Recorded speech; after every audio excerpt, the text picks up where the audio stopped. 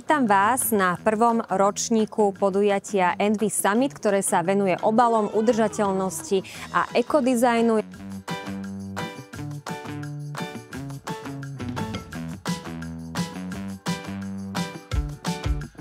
I'm here at the Envy Summit and I had an amazing day learning about the advantages of eco-design in this region, and we learned from a lot of companies about the actions that they're taking, and we shared insights on how we can all advance sustainability and even the circular economy in packaging and product design.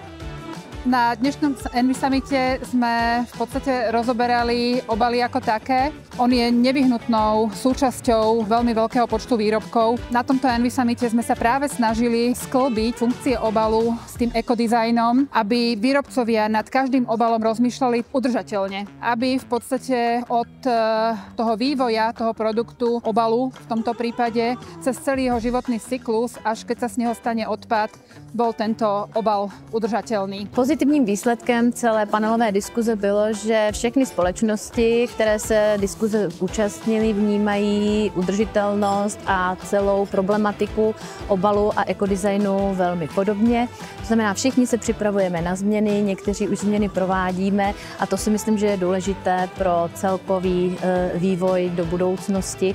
Dnes sme tu mali 5 workshopov, na ktorých sa jednotliví účastníci venovali litteringu, venovali sa ekodizajnu. Ja si myslím, že všetci ľudia, ktorí sa workshopov zúčastnili, si veľmi chválili práve to, že nabrali praktické skúsenosti, zamysleli sa hlbšie v jednotlivých témach, ale na druhej strane od mnohých som počula, že bol tu aj mínus, že se nemohli naraz zúčastnit všetkých 5 workshopů. Pro mě to bylo samozřejmě po obsahové stránce zajímavé, ale přece jenom, když se pohybuju v této oblasti, tak bych ráda vyzvedla něco jiného. To je to vlastní organizace té konference. Tady se to odlišilo v tom, že to bylo hodně kreativní, ať už panelová diskuze nebo kulaté stoly, workshopy, ocenění obalu, čili za mě to bylo hrozně zajímavé, jakým způsobem to bylo uchopené.